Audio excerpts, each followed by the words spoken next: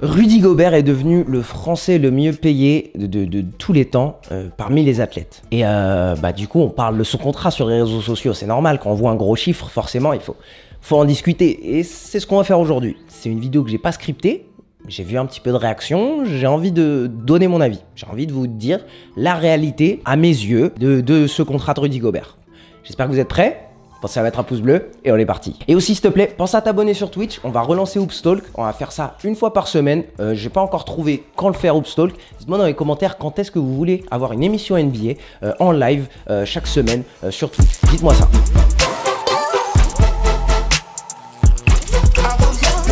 Yo mon pote, moi c'est Ensin Samy. Sur cette chaîne YouTube, je te montre le monde du sport comme tu ne l'as jamais vu, à travers mes aventures de sport et à travers les aventures des ligues que je suis. Aujourd'hui, on parle du contrat de Rudy Gobert. C'est une vidéo que j'ai absolument pas préparée, mais j'ai vu un petit peu les réactions sur le contrat de Rudy Gobert. Pour donner un petit peu de contexte, la semaine dernière, Rudy Gobert a reçu une proposition de la part du Jazz pour avoir un contrat max. Le contrat max en NBA, c'est un contrat qui est à hauteur de 28% de la masse salariale de l'équipe NBA en question. Donc le Jazz lui a proposé à Rudy Gobert, voilà, on va te proposer un contrat qui sera à peu près à 28% de notre masse salariale. Gobert a dit non parce qu'il est éligible au Supermax. Le Supermax, c'est un truc qui a été mis en place par la NBA dernièrement pour un petit peu aider les équipes de petit marché, pour aider ces équipes de petit marché à garder leurs gros joueurs. De cette manière, le Jazz en particulier avait l'opportunité de donner plus de cash à Rudy Gobert que n'importe quelle autre équipe NBA. Il pouvait lui donner le Supermax. Donc le Supermax, il n'est pas à 28% de la masse salariale, il est à 35% de la masse salariale de cette équipe. Très bien, et ils pouvaient le proposer à Rudy Gobert. Ils ont d'abord proposé un max. Gobert a dit non, je veux le Supermax, je veux tout le cash possible. Et du coup, quelques jours après, Rudy Gobert signe le Supermax à Utah, après que Utah ait aussi signé Donovan Mitchell un gros contrat. Donc, mon premier avis, c'est que je suis extrêmement content pour Rudy Gobert. Je suis content qu'il prenne le maximum de cash possible sur cette carrière. J'ai absolument, je n'aime pas voir sur les réseaux sociaux qu'on juge l'argent de quelqu'un d'autre. Je tiens juste à rappeler ça. Il fait peut-être pas partie de ton top 5 de joueurs NBA, mais maintenant il fait partie des top 5 contrats. Et je suis très content que Rudy fait partie de ces avant-gardistes qui va casser les murs de la NBA, casser les barrières entre guillemets invisibles pour montrer qu'un Européen peut venir et prendre autant de cash, peut montrer qu'un Français peut venir et prendre autant de cash. Et c'est très important que Rudy Gobert vienne briser ces barrières, comme Tony Parker a brisé ses barrières auparavant, comme n'importe quel autre joueur a brisé les barrières auparavant, parce qu'on a des jeunes joueurs en France qui rêvent de NBA et qui ont besoin de ça pour un peu démocratiser ce rêve de la NBA en France. Et on a un joueur en particulier, Victor, en NBA qui joue à Nanterre. C'est extrêmement important de montrer qu'un big player de France peut prendre autant de cash parce que Victor, si tout se passe bien, si il se développe, s'il est bien entouré, si tout va bien, il peut prétendre éventuellement à devenir un joueur extrêmement dominant et à demander un cash aussi important. Et donc c'est important pour moi que Rudy vienne prendre ce cash maintenant pour rendre ça un petit peu un standard pour les joueurs européens, de ne pas avoir honte de prendre ce cash et que ce soit mérité. Je sais que ça paraît très bizarre, ça paraît très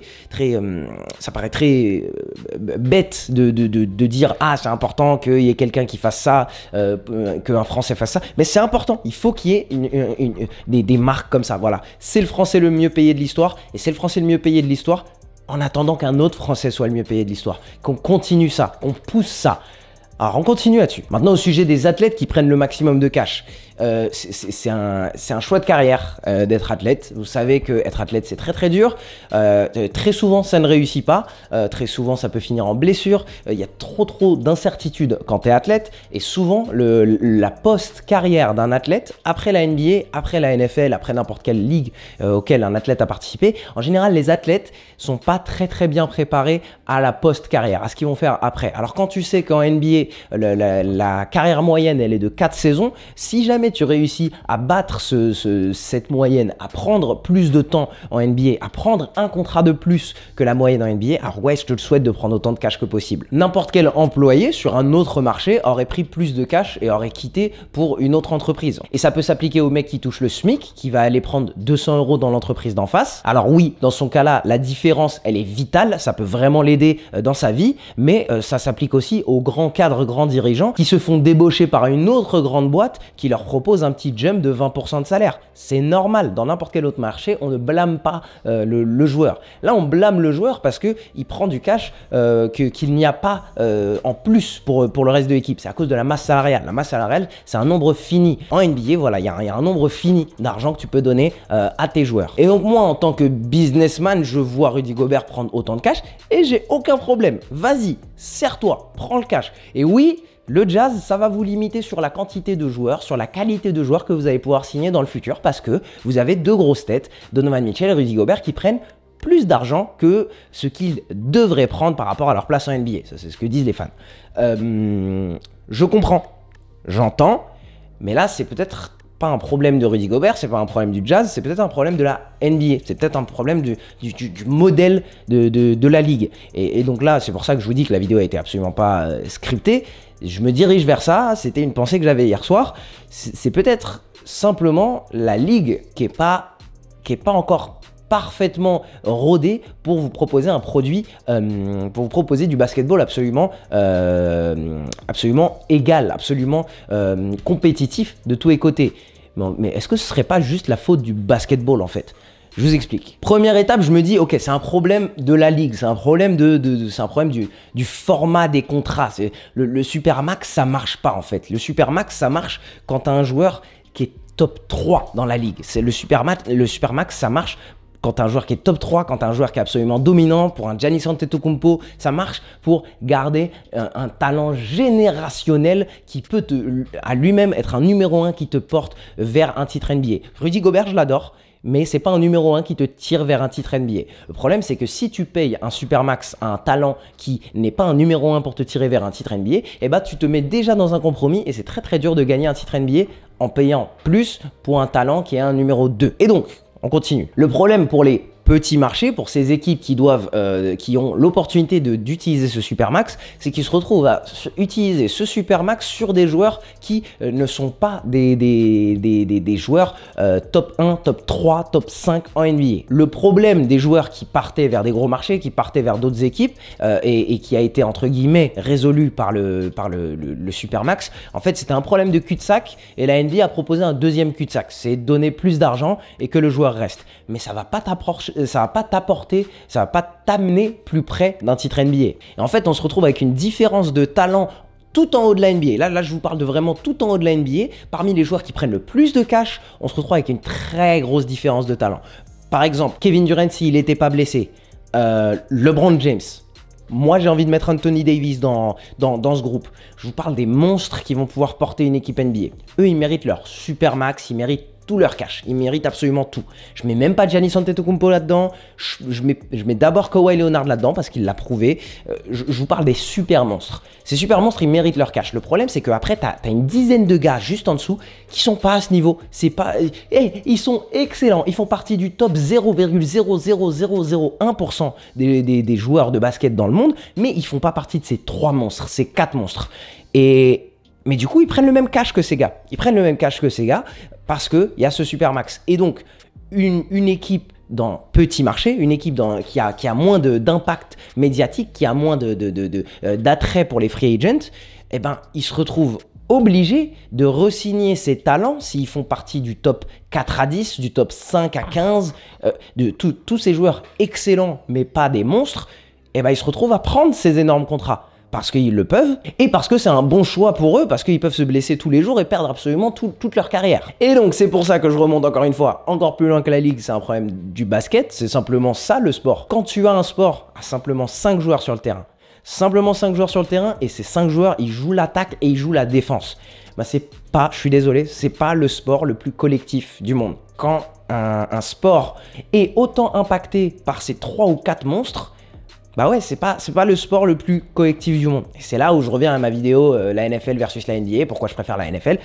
À mes yeux, voilà, la NFL, c'est pas une ligue parfaite sur l'égalité, sur le collectif, c'est pas parfait, mais on s'en approche un petit peu plus. Et je regarde pas la NBA pour l'égalité, je regarde pas la NBA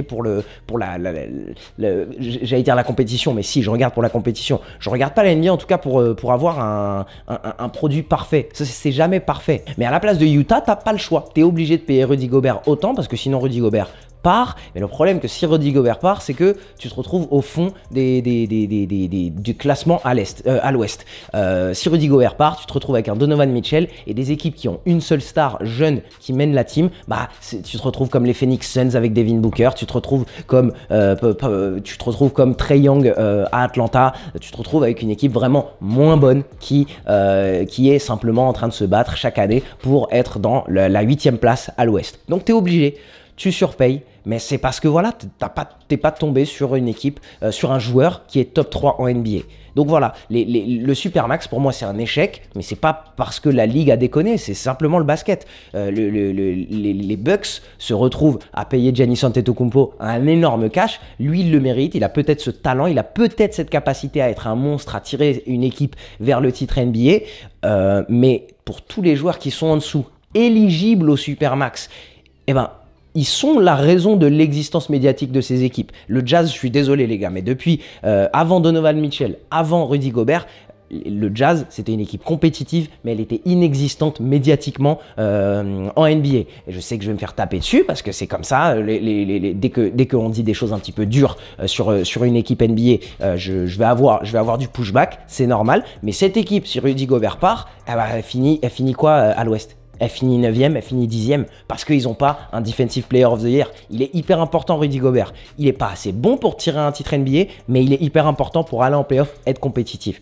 Donc voilà, ce Supermax, il n'est pas parfait. Tu es obligé de surpayer des joueurs. Tu es obligé de le payer comme s'il était LeBron James. Et il profite au final, ce Supermax, à des équipes de gros marchés qui attirent. Et les Lakers, c'est même pas leur gros marché qui ont attiré Anthony Davis. On parle surtout de ça parce qu'Anthony Davis a re-signé pour seulement 190 millions.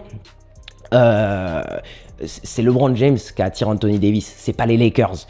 Et aujourd'hui, voilà, c'est les Lakers qui profitent de ce Supermax parce qu'il y a des équipes autour d'eux qui sont obligées de payer énormément pour des joueurs qui ne font pas partie de ces grands monstres et qui se limitent pour les entourer à cause de ce Supermax. Et du coup, les Lakers ont réussi à signer un de ces monstres à moins que le Supermax, et ils peuvent lui apporter des Marc Gasol, des Dennis Schroeder, des Kyle Kuzma, des KCP, des Alex Caruso. Tous ces joueurs, ils peuvent les mettre autour de deux monstres. C'est pour ça qu'ils dominent les Lakers, c'est pour ça que c'est mes favoris à aller chercher le titre à nouveau. Donc voilà, c'était un petit peu un retour sur sur le contrat de Rudy Gobert. Je suis très content qu'ils prennent ce cash, qu'ils le prennent ce cash, parce que s'ils ne le prenaient pas, quelqu'un d'autre l'aurait pris et ça n'aurait pas apporté le Jazz plus près du titre NBA. Si Rudy Gobert avait pris moins de cash, qu'est-ce qui se serait passé? Ils auraient eu 10 millions de plus à donner à un joueur de rotation autour et ils seraient allés peut-être au Western Conference Finals parce qu'ils ont un joueur de rotation de plus. Très bien, il se serait quand même incliné face à ces Lakers, il se serait quand même incliné face à des Clippers à mes yeux, si les Clippers sont motivés et ne choquent pas une mène de 3-1. Mais ça, c'est un autre sujet. Voilà, vidéo pas scriptée, j'espère que vous l'avez kiffé. Je suis très content pour Rudy Gobert, je trouve vraiment ça important pour le sport français de briser des barrières comme ça. Et j'aime pas juger l'argent des autres, je lui souhaite de prendre autant de cash qu'il peut. S'il faisait partie d'une équipe qui était vraiment prétendante au titre, ok, peut-être qu'on peut lui dire fais un effort financier. Franchement là, j'ai rien à lui dire. Prends ton cash, tu mérites tout ça, tu mérites ce cash.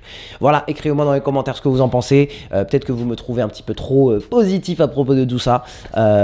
N'hésitez pas, je sais que j'ai dit des choses sur le niveau médiatique des Jazz, sur l'importance en NBA, sur que le basket n'est pas un sport collectif parfait. Je sais que j'ai dit un paquet de choses, je sais que vous allez venir dans les commentaires. Allez-y, n'hésitez pas, cette chaîne est là pour ça. Je partage mon point de vue sur le sport, partagez le vôtre dans les commentaires. Soyez juste respectueux, prenez soin de vous et surtout, mettez des pouces bleus et gardez l'œil bien ouvert. Allez, ciao!